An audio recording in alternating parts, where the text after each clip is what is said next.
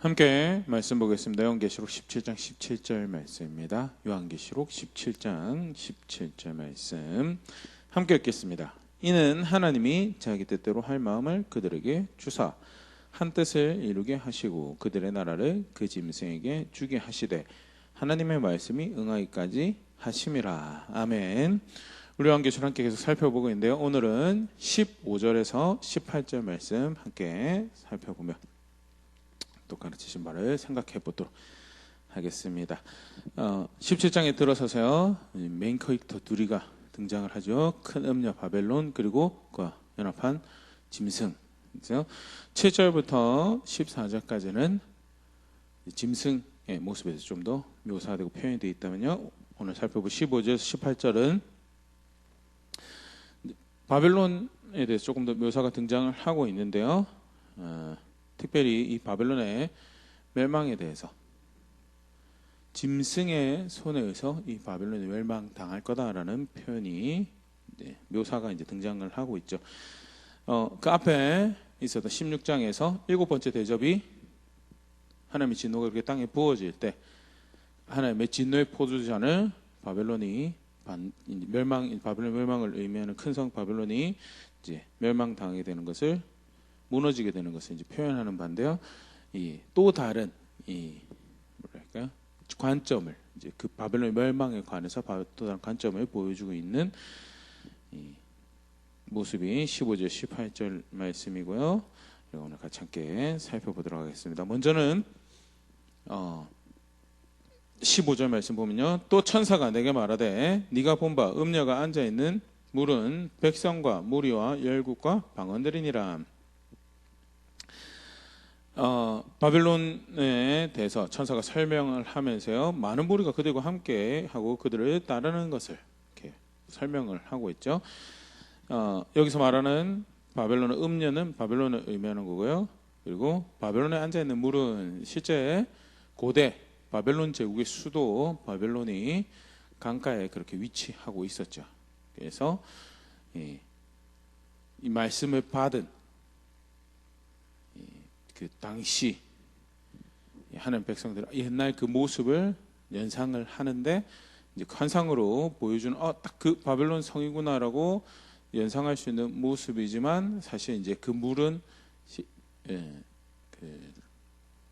실제 물을, 강을 의미하는 것이 아니라 그를 따르는 세력을, 나라를, 방언을, 민족을 의미하는 것이, 무리를 의미하는 것이다. 그래서 17장 18절 보면요, 또 네가 본 그 여자는 땅의 왕들을 다스리는 큰 성이라 하더라. 땅의 왕들에게 큰 영향력을 가지고 있는 큰 성이다라고, 그래서 그 바벨론을 그렇게 설명을 하고 있죠. 1차 독자들에게는 무엇보다 당시에 땅의 왕들의 큰 성이라고 일컬어지는 로마를 생각할 수밖에 없는 그런 표현이고요.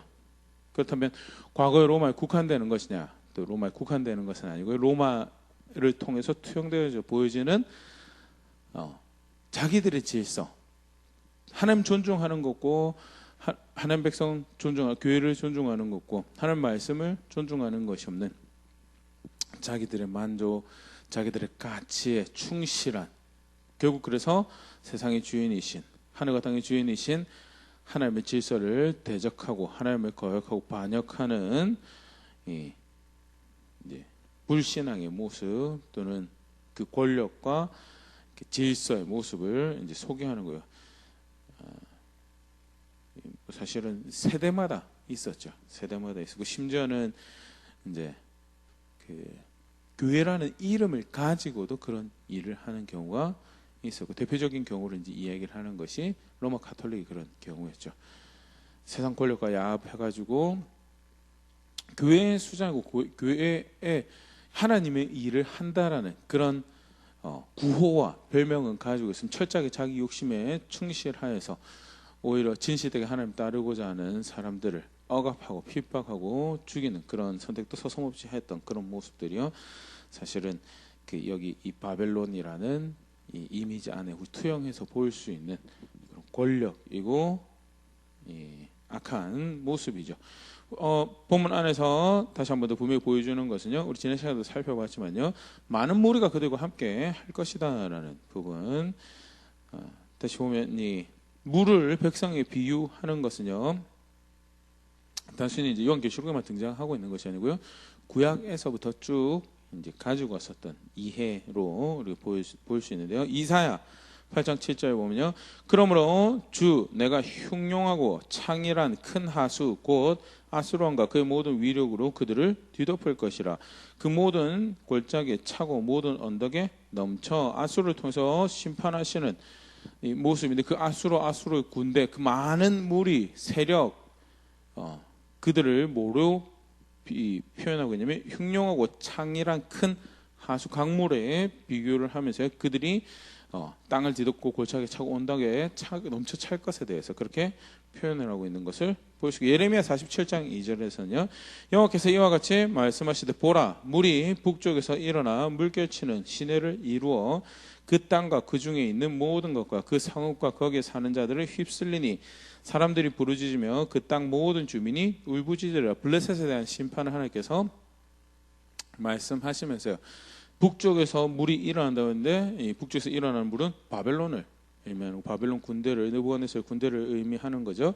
그래서 북쪽에서 일어난 물결이 성읍과 거기 사람들을 휩쓸, 그 군대가, 그 세력이, 그 무리들이 그들을 휩쓸 것에 대해서, 근데 그것을 뭘로 비유해서 표현하고 있죠? 물로 표현하고 있는. 그래서 요한계시록 특별한 표현이라기보다는요, 전반적으로 많은 백성들이 이해하고 있는 표현 안에서 요한에게 환상을 보여주시고 또 요한 통해서 교회에게 말씀을 주시고 있는 장면 다시 한번 더 확인을 할 수 있고요.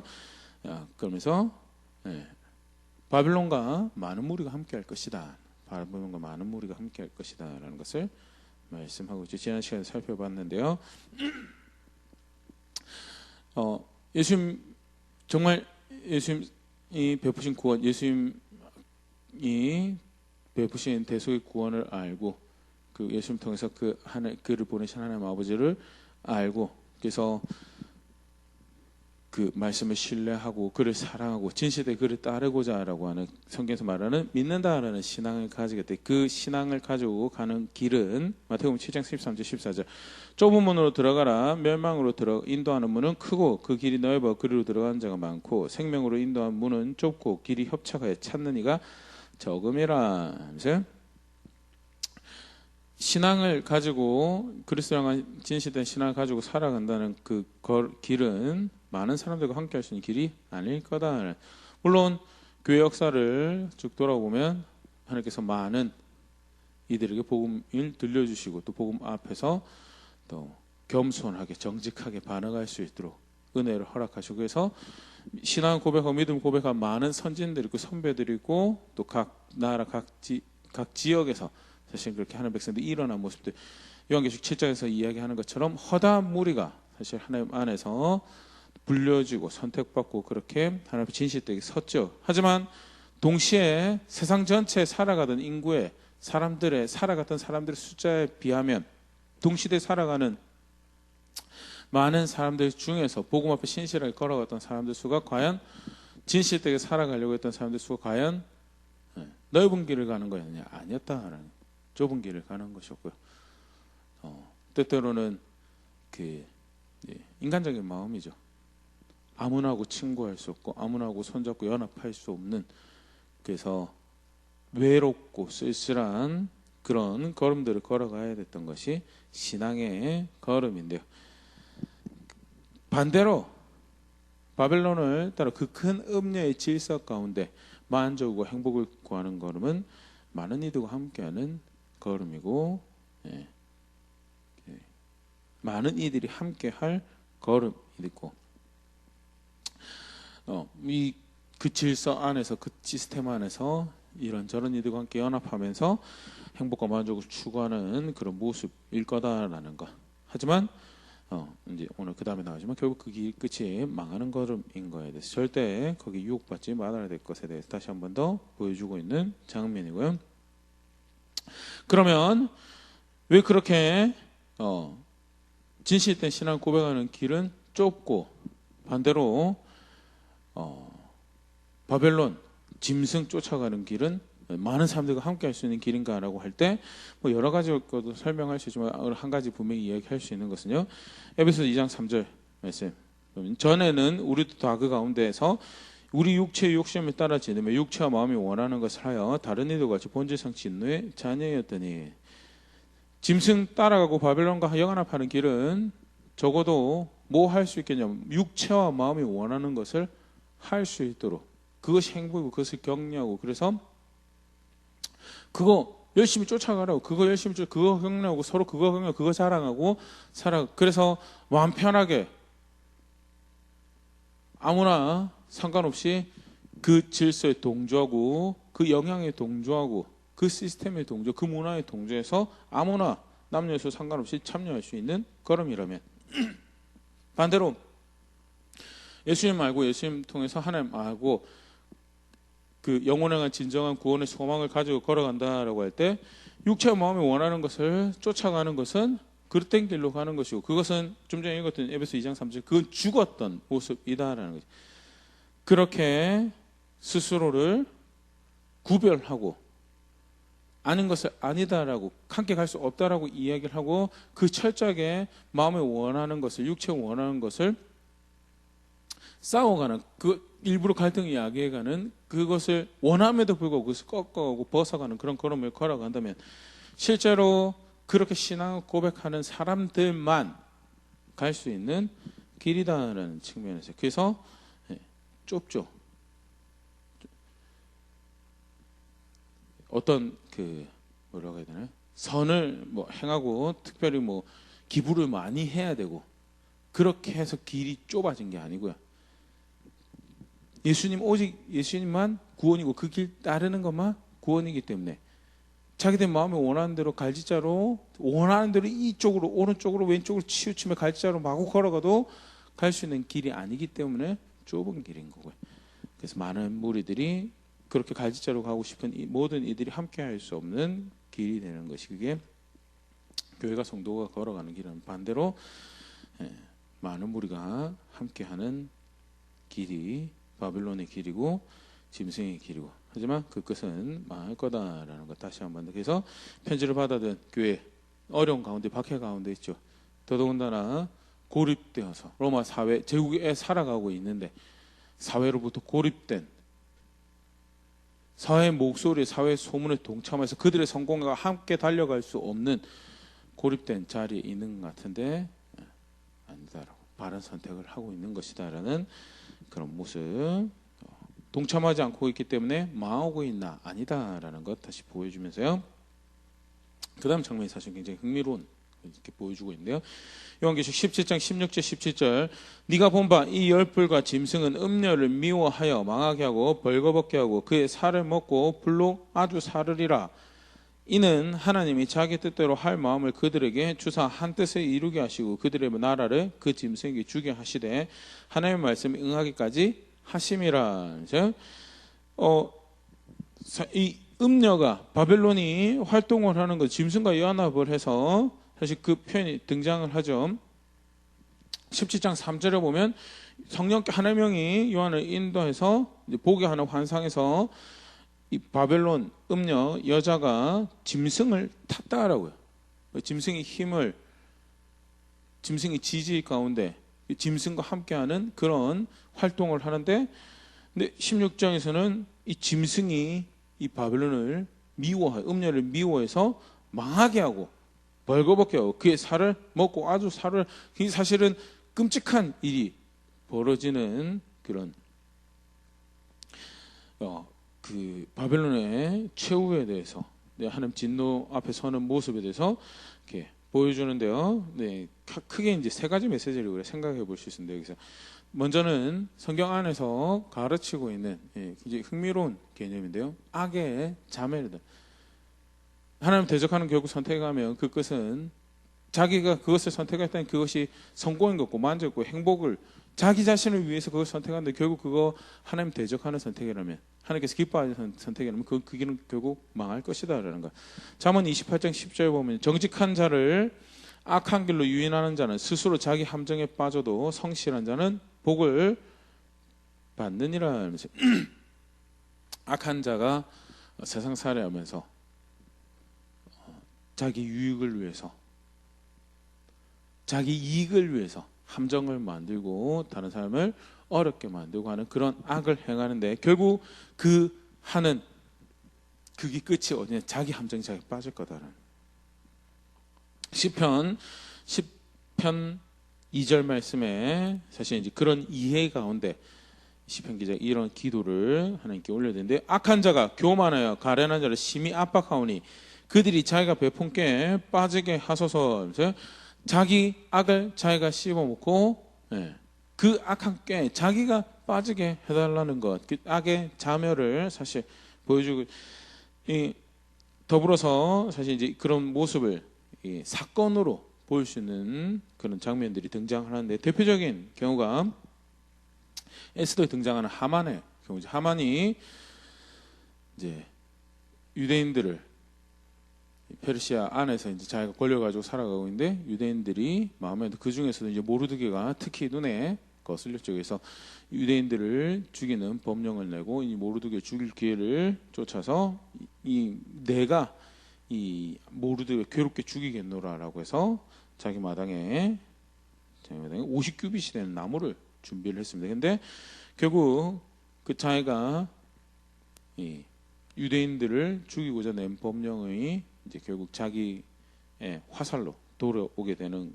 모습을 보일 수 있고, 더불어서 모르드게를 죽이려고 세운 나무에 결국 누가 달려서 죽게 되는가? 하만이 달려서 죽게 되는 모습이 성경에 소개되고 있는데, 에스더 7장 9절, 왕을 모신 내시 중에 하르보나가 왕에게 아뢰되 왕을 위하여 충성된 말로 고발한 모르드게를 달고자 하여 하만이 높이가 50규빗 되는 나무를 준비하였는데 이제 그 나무가 하만의 집에 섰나이다. 왕이 이르되 하만을 그 나무에 달라 하매. 결국 그렇게 해서 하만이 모르드게를 치려고 준비한 나무에 자기가 매달려서 죽게 되죠. 그리고 자기 아들들도 비참한 최후를 맞이하게 되는 것을 보여주게 되는데요. 하나님은 그리고 하나님 백성을 대적한 악한 꾀를 내고 자기가 이길 것처럼 그렇게 다람쥐를 열심히 해갑니다. 근데 결국 그 열매를 누가 먹게? 자기가 먹게 된다라는 것. 또 굉장히 사실 재밌는 흥미로운 표현 중 하나가, 사울이 하나님께서 아말렉을 진멸하라고 할 때 진멸하지 않죠. 자기가 볼 때 아말렉을 진멸하는 것은 자기에게 이익이 되는 것이 아니다. 그보다 더 유익하고 이익이 되는 것을 내가 안다라 해서 결국 불순종하고 하나님을 거역하고 대적하는 선택을 하겠네. 그 사울이 누구에게 죽냐? 블레셋하고 전투에 사실 이제 져서 죽게 되는데요. 근데 누구 손에 죽었는가라고 이야기를 할 때 이제 자결했다라는, 자기가 그 칼 위에 엎드려졌다는 표현이 사무엘상 마지막 장에서 그렇게 묘사했는데, 이 자결한 모습에 대해서 사무엘하에 가서 이런 식으로 표현을 하고 있습니다. 사무엘 1장 7절 8절, 사울이 뒤로 돌아 나를 보고 부르시기를 내가 대답하되 내가 여기 있나이다 한즉 내게 이르되 너는 누구냐 하시기로 내가 그에게 대답하되 나는 아말렉 사람이니이다 한즉. 아말렉 사람의 이 손을 빌려서 이제 죽게 되는 그런, 자기가 자기 유익이 될 거라고 하나님의 말씀을 거역하고 대적해서 아말렉 사람을 살려줬는데, 물론 아각의 손에 의해서 죽는 건 아니죠. 자기가 살려준 사람 손에 의해서 죽는 것도 아니에요. 그럼에도 불구하고 성경 기자는 그렇게 그가 대적한 하나님의 뜻을 거역했는데 그 자기 무덤 자기가 파서 아말렉 사람 손에 의해서 자기가 죽었다라는 것으로요. 그런 표현을 의도적으로 대놓고 사용하고 있지 않습니다. 그런데 간접적으로 사울이 누구 손에 죽었냐라고 할 때 아말렉 사람 손에 죽었다라고 이야기하면서요, 자기가 판 무덤이었다. 자기가 여호와를 거역하고 대적하는 결국 자기가 판 무덤에 자기가 당하게 되는 그런 모습에 대해서 악이 자멸할 거예요. 짐승하고 음녀 각자 자기가 마음에 원하는 것을 하여서 하나님 대적하고 결국 그렇게 짐승하고 연합하여서 교회를 대적하고 성도 예수의 증인들이 피 취하는 그런 자리에 서는데, 결국 그 짐승의 손에 자기가 연합한 그 자기가 선택한 그 연합에 의해서 비참하게 망하게 되고 벌거벗게 그 살을 먹고 불로 아주 사르게 되는 그런 일을 당하게 되는. 그래서 다시 한 번 더 악은, 하나님 거역한 악은 결국 스스로를 망하게 하는 걸음이다라는 것. 두 번째로 또 보일 수 있는 것은요, 결국 이 짐승과 연합했다는 사실 자체가, 짐승이 앞에 우리 12장 13장 살펴봤죠. 사단하고 연합하는 세력이죠. 그래서 결국 사단을 따르는 길은 불순종의 아들들 가운데 역사하는 영을 따라서 마음과 육신에 원하는 것을 하는 그 걸음의 끝은, 당장은 그게 행복한 것 같은데, 당장은 그것이 내 만족을 추구하는 유일한 나를 위한 길인 것 같은데, 결국 그 끝이 어떻게 되냐? 그 끝은 죽는 거다, 망하는 거다, 망하게 되는 것이다라는 거 분명히 보여주겠죠.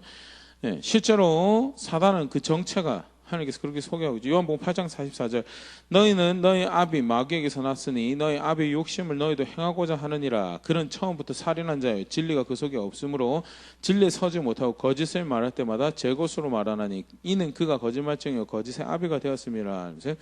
사단에 대해서 예수님께서 소개하신 뭐냐?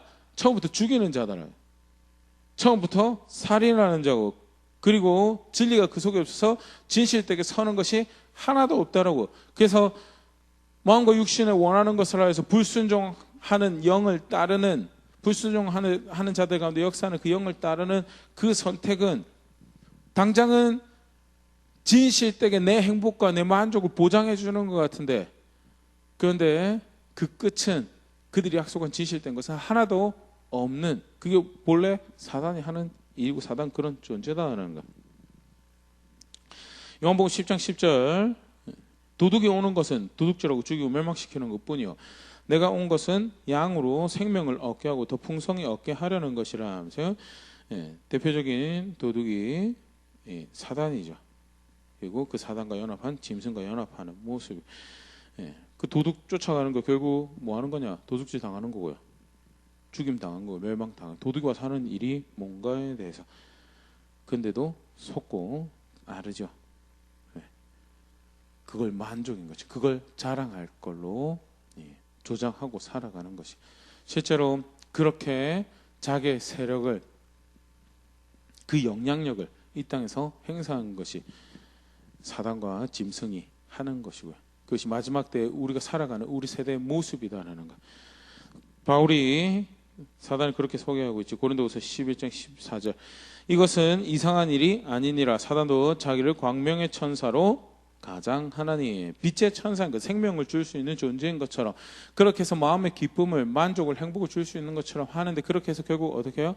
하나님 법을 떠나도록 예수님 본을 따라 살아가는 것을, 예수님 사랑해서 그의 걸음을 걸음걸음 따라가며 진실되게 정직하게 의로운 것들을 행하고 나아가서 긍휼히 여겨야 될 자들 긍휼히 여기는 그런 걸음들을 걸어가는 것에 대해서 결국 그 길을 잃어버리도록 만드는,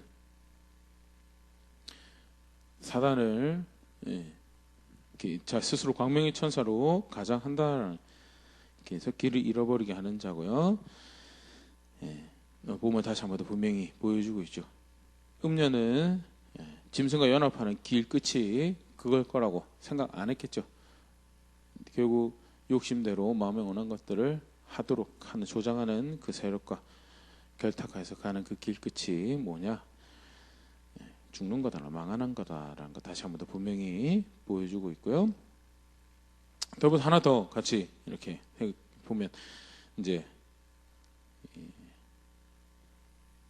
속칭 그 뭐죠? 에큐메니컬 운동이라 그러죠.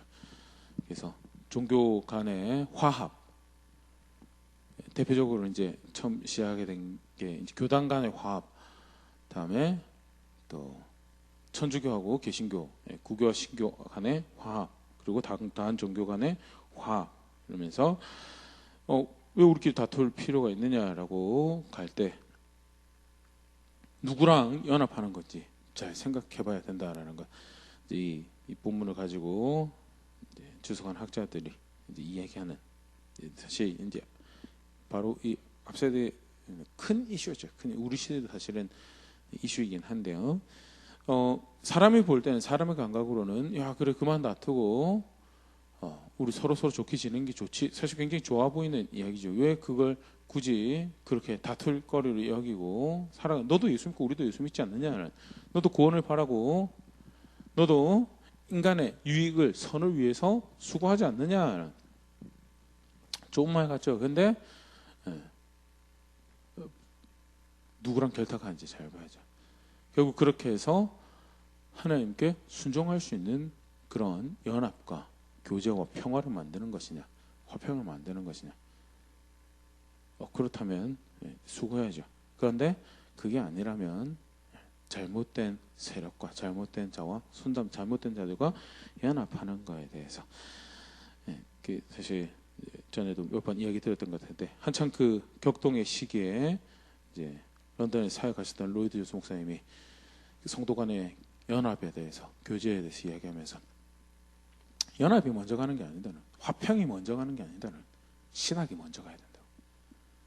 신학이 먼저 가고 난 다음에, 다르게 표현하면 하나님 알고 하나님 사랑하는 거 먼저 가고 난 다음에, 그래서 진짜 하나님 사랑해서 하나님 말씀 존중해서 하나님께 순종하고자 하는 그 길로 가는 거면 그건 어떤 모양이든 어떤 차례에 있든 그들하고는 그리스도 안에서 형제자매 할 수 있다라고. 그런데 하나님 존중하지 않고 하나님 말씀 존중하지 않고, 하나님 존중한다고 하는데 하나님 말씀 존중하지 않는 세력들이 있죠. 분명히 아까도 잠깐 캐톨릭 경우를 이야기 드렸었는데요.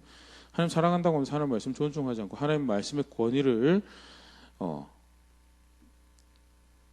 자기들이 선출하는 교황의 권위보다 못한 것으로, 때로는 동등한 것으로 이야기하는, 어떻게 그렇게 연합하면서 그 길 끝이 하나님을 존중할 수 있을 것이 될 수 있다라고 생각을 하는, 그건 성도 간의 교제나 연합이 아닌 거에 대해서 부르짖었던 이야기가 굉장히 유명한 이야기인데요. 그런 부분 함께 생각을 하면서 누구랑 연합할 건, 결국 사실은 하나님 존중하지 않는 세력과 연합하는 것은 그 길 끝이 망하는 것이다라는 거예요.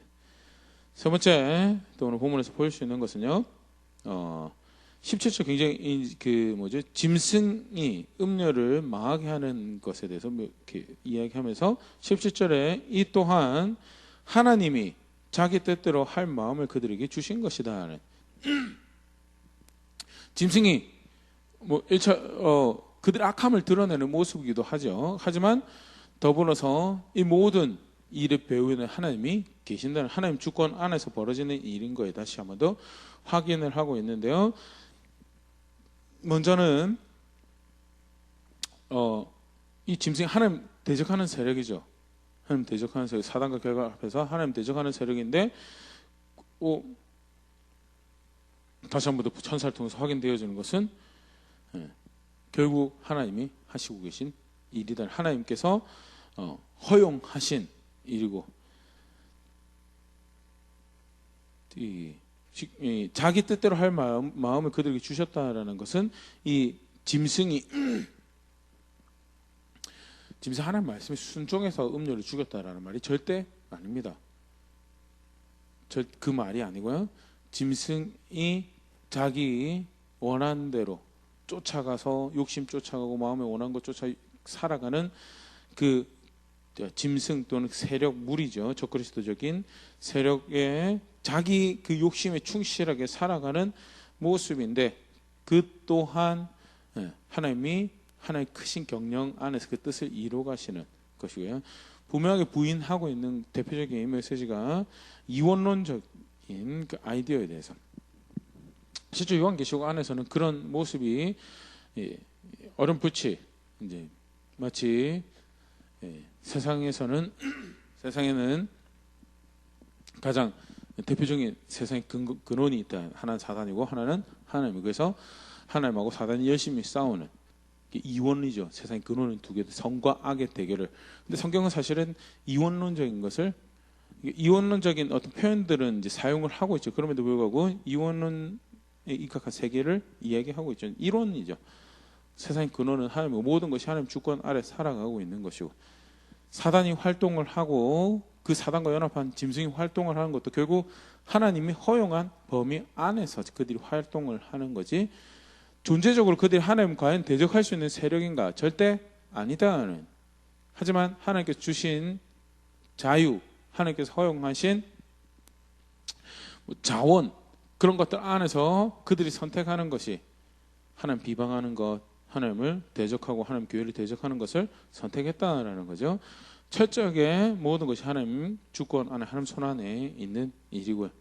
그래서 음녀가 망하게 되는 것도 아까 그런 표현을 잠깐 사용했습니다. 악의 자멸이라고, 스스로 멸망시키는 선택인데 더불어서 그것은 하나님 질서에 의해서 그것이 자멸하는 길로 가게 되는 것에 대해서 볼 수 있고요. 무엇보다도 이원론적인, 절대 가끔 이제 영적 전쟁이라고 하면 그렇게 이해를 하는 경우들인데요. 하나님과 사단의 전쟁, 성경은 영적 전쟁을 그렇게 이야기하고 있지 않죠. 큰 그림 안에서 정확하게 성경에서 말하는 영적 전쟁을 이해를 해야 되는데요. 잠언 19장 21절, 사람의 마음에는 많은 계획이 있어도 오직 여호와의 뜻만이 완전히 서리라. 누구나 다 계획은 가지고 있을 수 있죠. 그러나 분명한 것은 하나님 뜻만 온전히 서. 왜? 유일한 주인, 유일한 권위, 권세 다스리시는 분은 하나님이시기 때문에 그렇다 하는.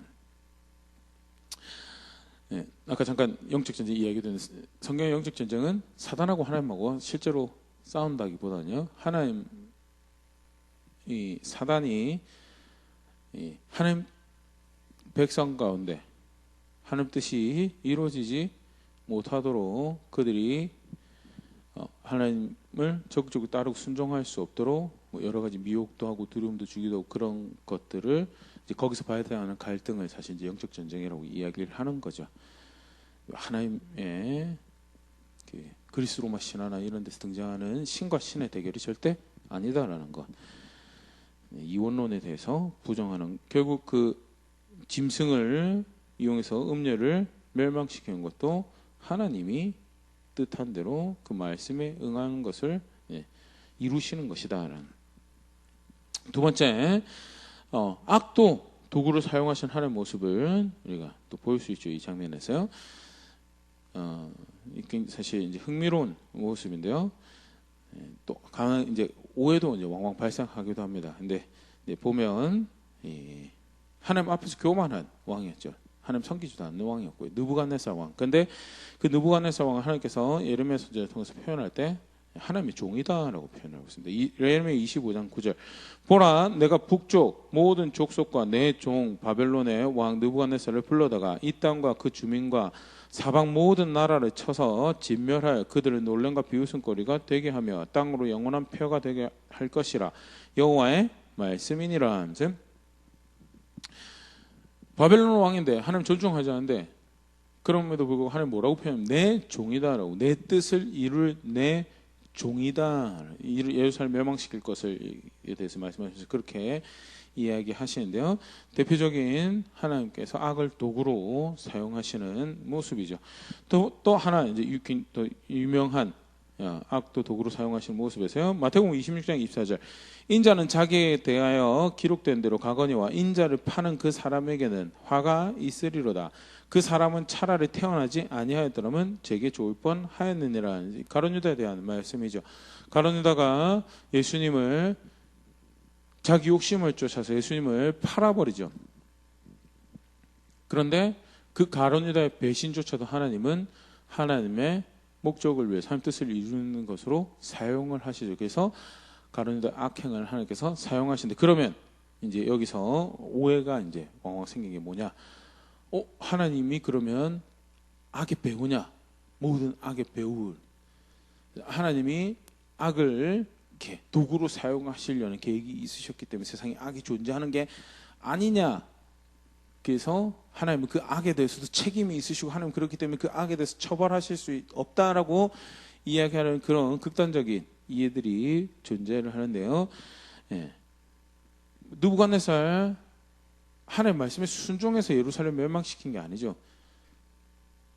느부갓네살 왕이 자기 욕심에, 자기 이 교만한 마음에 예루살렘도 핍박하고 멸망시키는 그 모든 모습 가운데, 그 가운데 이 또한 하나님께서 경영하시는 모습이다라는 표현이 느부갓네살의 내종이라고 부르시는 거고요. 가룟 유다도 가룟 유다 배신한 거 뭐 좀 이렇게 이 뭐라 해야 되나 언론의 자유를 무기 삼아서 뭐 매체에서 그런 영화를 그런 또 소설을 만들어내기도 합니다. 가룟 유다는 예수님 팔고 싶지 않았는데 하나님이 이제 가룟 유다 예수님 팔아야 된다라고 그렇게 하시니까 눈물을 모으고 예수님을 파는 그리고 예수님의 그런 가룟 유다를 동정하시는 그런 시너리를 이제 만들어내는 아니죠. 가룟 유다 철저하게 자기 욕심을 정말 기쁘게 즐거움으로 하나님께 순종하는 게 자기 만족을 추구해서 예수님 팔아넘긴 거고요. 그럼에도 불구하고 그러면 예수님 실패한 거냐 또는 하나님이 실패한 거냐 그게 아니고 그 또한 하나님의 경영하신 것 계획하신 뜻을 이루어갈 때 한 장면으로 이미 하나님 주권 아래 있는 모습이고 하나님이 조장했다기보다는 아까 이제 사람이 이해할 수 있는 표현으로는요. 하나님이 주신 자유 안에서 그가 선택한 것이 악을 행하는 거였지만 비록 그가 악을 선택했었어도 하나님은 그 가운데 하나님 선하신 뜻을 이루 가시더라라는 것을 가르치고 있는 그것을 다시 보일 수 있는 거죠. 짐승이 하나님 편이라서 음료를 제거한 게 아니고 짐승은 자기 목적에 충실하게 살아가는 것인데 그 또한 하나님의 주권 아래에 있었던 것입니다. 철저하게 하나님은요 어떠한 악도 없으신 분 어떠한 어둠도 없다는 요한일서 1장 5절 우리가 그에게서 듣고 너에게 전한 소식은 이것이니 곧 하나님은 빛이시라 그에게는 어둠이 조금도 없으시다는 것이니라. 하나님은 악이 관여하고 그렇게 욕심대로 쫓아가는 세상 가운데 사는 뜻을 이루실 수 있을 만큼 충분히 능력이 있고 그 지혜가 지식이 부족함이 없으신 분이시지만 그가 그렇게 경영하신다고 하는 것이 그가 결국 악의 책임이 있으신 분이다라고 해석을 하는 것은 그것은 그릇된 것이고 하나님은 조금도 어둠이 없으신 분이시다라는 것. 오히려 어둠은 악은 철저하게 누구의 책임이냐? 자기 자신의 책임이죠. 악을 행하는 그 개인, 그 선택한 개인의 책임이죠. 짐승이 악을 행하는 것도 결국 그 짐승의 책임이고 오늘 장면에서도 바벨론이 악을 행한 것은 바벨론이 지켜서 그 책임으로 죽게 되는 것이 망하게 되는 것이 오늘 장면에서도 보여주고 있는 거죠. 에스겔 18장 26절 27절 만일 의인이 그 공의를 떠나 죄악을 행하고 그로 말미암아 죽으면 그 행한 죄악으로 말미암아 죽는 것이 의인이 아무리 그 앞에 잘 살았다 하더라도 공의를 떠나 죄악을 행하면 그 죄로 말미암아 죽을 것이고 그 죄에 대한 책임은 악에 대한 책임은 누가 있느냐 죄를 범하는 자기에게 있다는 것. 27절 만일 악인이 그 행한 악을 떠나 정의와 공의를 행하면 그 영혼을 보전하려 그전에는 악을 행하더라 하더라도 현재 의를 행하면 공의를 행하면 돌이켜서 떠나서 의를 행하면 그 선택에 대한 보응은 영혼을 보존하는 것이 될 것이다. 그래서 악을 하나님께서 도구로 사용하시는 그런 모습에 대해서 하지만 하나님이 악해서 그런 게 아니고 하나님의 어둠이 있어서 그런 게 아니고 하나님이 주권하고 하나님 계획하시고 하나님 섭리가 인간의 계획함보다 훨씬 더 크고 높으신 분이기 때문에 그가 이 모든 것을 경영하시는 실제적인 주인이시다라는 것. 그렇기 때문에 자연스럽게 사실은 하나님께서 하나님 뜻을 이뤄가시는 이 모습에서 교회를 성도를 다시 한번 더 격려하는 것이죠. 그렇기 때문에 악에 반응해서 사는 게 아니고 하나님 앞에 살아가는 거다. 환경에 반응해서 악에 반응해서 죄인한테 반응해서 살아가는 것이 아니고 하나님 앞에 살아가는 거다. 로마서 12장 20절 21절 너의 원수가 줄이거든 먹이고 목마르거든 마시게 하라. 그리함으로 네가 숯불을 그 머리에 쌓아 놓으리라. 악에게 지지 말고 선으로 악을 이기라. 악에게 반응해서 악으로 반응하면 미움에 반응해서 미움으로 반응하면 폭력에 대항해서 폭력으로 반응하면 우리는 우리의 짧은 소견 안에서는 내가 정당방위를 가지고 나 그에게 한마디 할 나는 그에게 주먹질 한번 할 나는 그에게 똑같이 비열한 방법을 해가지고 그 이익을 탈취하는 정당방위 왜 그가 먼저 나에게 그런 악을 행하였기 때문이라면서요 내게 정당방위를 주장할 수 있겠죠. 우리의 좁은 시견에서는 그러나 실제로 그 악도 누구의 경영 아래 있는 거예요. 하나님 경영 아래, 하나님 주권 아래 있는. 그러면 근시안적으로 그 악에 반응해서 살아가는 것이 아니고 더 큰 시각 안에서 누가 진정한 주인인지 바라보고 살아가는 것이, 그게 교회와 성도가 살아가야 되는 모습이고요. 바벨론의 성도의 피와 예수의 증인의 피에 취해서 살아가면 그에 대한 악한 마음들을 품을 수 있고 억울한 쓴 마음들을 품을 수 있는 생각들을 가지고 살아갈 수 있는 사실은 환경이고 그런 모습이죠. 그럼에도 불구하고 누구의 경영 아래 있는 건가? 하나님 경영 아래 있는. 그래서 누구 앞에 살아가는? 하나님 앞에 살아가. 결국 그 바벨론은 자기 악을 집어삼키게 되는 자리예요. 왜? 하나님께서 하나님께서 경영하시고 있는 세상에 살아가고 있기 때문에 바벨론 결국 그 자기 악을 자기가 먹는 그런 자리에 도달하게 될 것이고, 교회는 그걸로 악을 행하는, 성도는 그걸로 인해서 쓴 마음을 품고 그릇된 자리로 가게 되는, 절대 그런 일이 없어야 될 것을 간접적으로 격려하고 있는 그런 장면이죠. 창세기 17장 1절, 아브라함이 99세 때 여호와께서 아브라함에게 나타나서 그에게 이르되 나는 전능한 하나님이라 너는 내 앞에서 행하여 완전하라. 하나님 앞에 살아가는 신앙, 처음부터 하나님 백성의 원형이죠. 아브라함에서부터 하나님께서 가르치신 신앙의 모습이죠. 마지막 때 동일한 신앙의 모습 다시 한번 더, 그게 교회가 성도가 걸어가야 될 모습이에요. 많은 무리와 함께하는 바벨론에 의해서 부부로 할 것도 없고 그들이 연합하는 세력이 많음으로 해서 거기에 미혹받을 필요도 없고 망하는 길 원래 많이 간다고 하지 않았느냐. 더불어서 그들이 행하는 악으로 인해서도 실제로 요한계시록 안에서 보여주는 모습만 하더라도요, 그 시대를 살아가고 있는 교회에게, 성도에게 쓴 마음을 가질 수밖에 없는,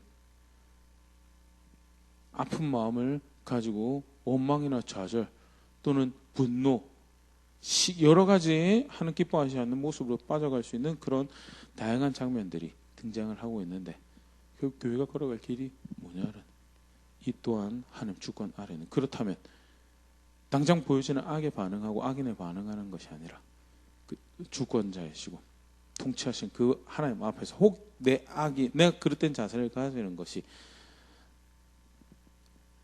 그를 대적하고 그를 거역하는 것이라면 나 또한 그 선택에서 우리 또한 그 선택에서 책임의 자유롭지 않음에 대해서 간접적으로 다시 보일 수 있는 그런 모습이죠. 그렇게 또 교회를 격려하고 계시는 그런 말씀인데요. 간단하게 진노의 포도주잔을 받은 바벨론의 모습에 대해서 다시 살펴봤는데요. 말씀을 다시 한번 정직하게 돌아볼 수 있으면 좋을 것 같습니다.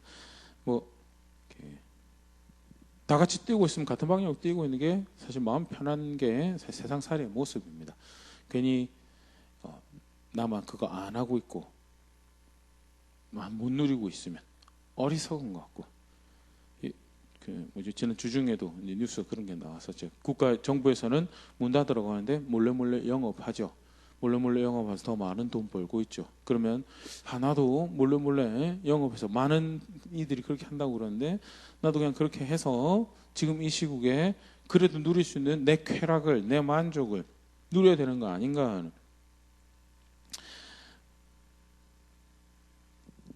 아니죠. 하나님 앞에 살아가는 거고 정직해야 되고, 그것뿐만 아니고요. 세상 하나님 앞에 살아가는 우리의 선택 하나하나 앞에서 나는 어떻게 살아가고 있는가.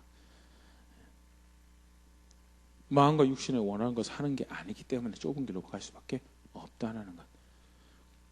구원의 유일한 소망이신 예수님 그 말씀에 순종하고 그 본을 따라가는 걸음, 그 신앙 살아가는 거기 때문에 길이 좁을 수밖에 없다는 것. 많은 이들이 함께 갈 수 없다는 것. 그게 신앙이다. 다시 한번 더 붙잡을 수 있으면 좋을 것 같고요. 악은 반드시 멸망할 거다라는 것. 하나님 존중하는 것이 없는 세력과 함께 가는 길은 그 길 무조건 망하게 될 것이다라는 것. 누가 연합하고 누가 친구하고 누가 평화를 가지고 살아가고 있는가. 그럼 다시 보일 수 있으면 좋을 것 같고요. 성도가 교회가 살아가는 것은 눈앞에 보이는 환경과 사건에 의해서 살아가는 것이 아니라 주권자이신 하나님 앞에서 살아가는 거다라는. 그러기에 어떻게 해서든 그 말씀을 존중하려고, 그 뜻을 그 목적을 존중하려고 걸어가는 선택들은 격려가 되고 위로가 되고 도전이. 왜? 지금 당장 힘들고 어렵고 좀 억울하게 느껴질 수 있어도 결국 다스리신 그분 앞에서 바른 선택을 하고 있는 거기 때문에 말씀이 던져주는 도전 앞에 다시 정직하게 설 수 있으면 좋을 것 같고요. 더불어서 하나님 백성처럼 우리가 그 하나님을 압니다. 우리가 그 구원을 압니다. 라고 고백하는 백성처럼 하나님 앞에서 걸음걸음 걸어가는 제가 우리가 될 수 있으면 좋을 것 같습니다.